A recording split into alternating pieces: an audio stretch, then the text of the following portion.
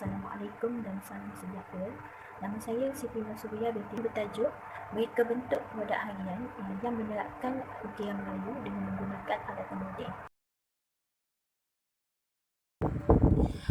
Pengenalan, ukiran tradisional merupakan seni pertukangan yang kaya dengan nilai estetikanya dan juga sejarah di sebaliknya, dan boleh dikatakan institusi di Raja Malaysia ni sebenarnya banyak memainkan peranan dalam ukiran tradisional Melayu di tanah air. Pada masa kini, sudah banyak juga penggunaan alatan moden dalam proses mengukir, dan boleh dikatakan juga produk harian yang berada di pasaran sudah banyak mempunyai motif ukiran dalam penghasilan produk harian. Namun begitu, masih belum ada lagi motif ukiran Melayu pada produk harian yang berada di pasaran. Oleh itu, kajian ini dijalankan untuk mereka bentuk produk harian yang di mana menerapkan ukiran Melayu dengan menggunakan alatan moden. Melalui kajian, terdapat 3 objektif kajian yang telah saya jalankan sepanjang projek penyelidikan saya ini, di mana objektif pertama berkaitan dengan mengenal pasti ukiran Melayu, teknik dan juga motif yang sering digunakan di Malaysia. Manakala objektif yang kedua berkaitan dengan mengkaji jenis produk yang menjadi trend pengguna yang akan dibeli pada setiap bulan, dan objektif yang ketiga pula ialah mereka bentuk produk ukiran Melayu menggunakan teknologi moden. Di dalam metodologi kajian terdapat 3 kaedah yang telah saya gunakan, iaitu kaedah kajian ilmiah, kaedah soal selidik dan juga kaedah pemerhatian. Di dalam kajian ilmiah ini dijalankan melalui kajian melalui junior-junior dan juga artikel yang lepas, dan juga di dalam kajian ilmiah juga saya membuat mengkaji berkaitan dengan jenis produk harian yang berada di pasaran pada masa kini. Selain itu, di dalam metodologi kajian, bagi kaedah soal selidik pula terdapat 2 set soalan soal selidik yang telah dikeluarkan, di mana set soalan pertama berkaitan dengan jenis produk harian pembelian pengguna pada setiap bulan dan juga tempat simpanan produk barangan belian.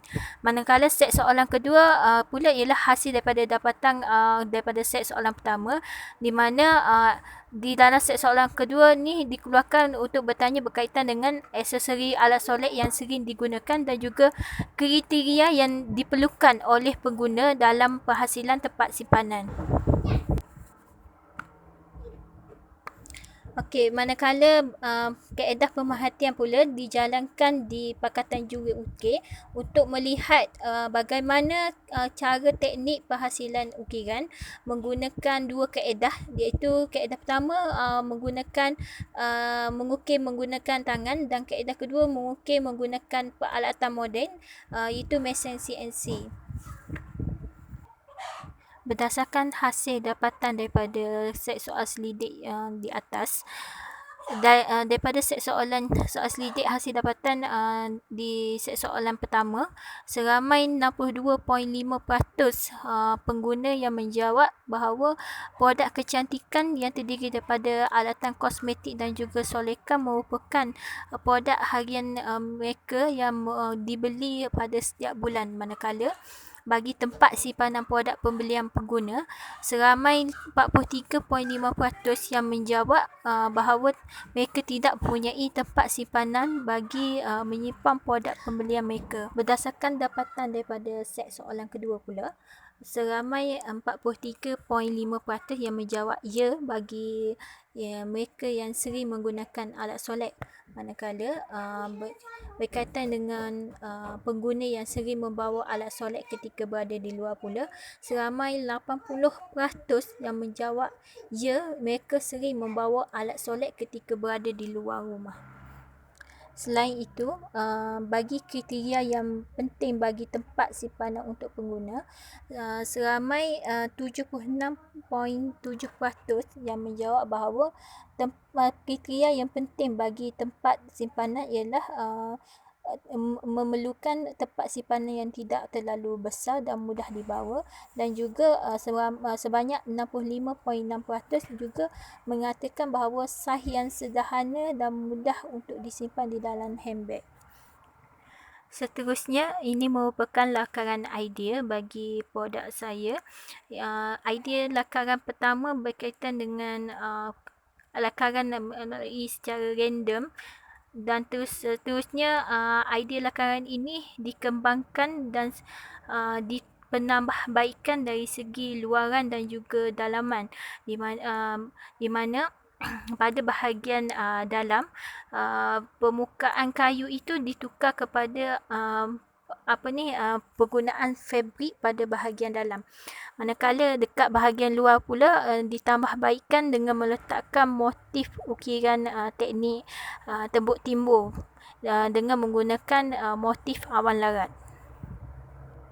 Seterusnya, ini merupakan produk akhir saya di mana produk ini secara 3D. Okey, ini merupakan model mockup saya di mana pada permukaan hadapan tempat simpanan ini terdapat motif ukiran awan larat dan juga menggunakan teknik ukiran tembok timbul menggunakan mesin CNC. Manakala bahagian dalam pula terdapat dua bahagian, iaitu bahagian hadapan dan bahagian belakang, menggunakan fabrik yang dijahit pada permukaan kayu, di mana bahagian hadapan untuk tempat letak simpanan telefon, manakala bahagian belakang aksesori alatan solek dan mempunyai 6 bahagian ruangan yang boleh diubah. Tempat simpanan alat solek ini berukuran tinggi 130mm, panjang 200mm dan lebar 45mm. Okey, ini merupakan cara letak bagi tempat simpanan telefon dan juga aksesori alat solek lah. Okey, bahagian depan untuk bahagian telefon, manakala bahagian belakang untuk tempat letak aksesori alat solek. Okey, kalau ruang tempat simpanan bedak tu terlalu kecil, sebenarnya kertas yang dijahit dengan fabrik ni sebenarnya boleh dialih. Seterusnya bolehlah letak aksesori alat solek yang lain. Dan sebenarnya ruangan ini mempunyai 6 ruangan dan boleh diubah-ubah. Seterusnya ada dekat bahagian tempat ada satu ruangan yang kecil sebelah daripada telefon tu, sebenarnya boleh letak juga macam gincu, ataupun kalau tak nak letak gincu, boleh letak seperti maskara ataupun berus dan juga pensel alis. Itu sahaja penerangan berkaitan dengan produk saya, dan saya harap penerangan ini dapat membantu anda untuk mengetahui dengan lebih jelas berkaitan dengan produk saya. Sekian, terima kasih.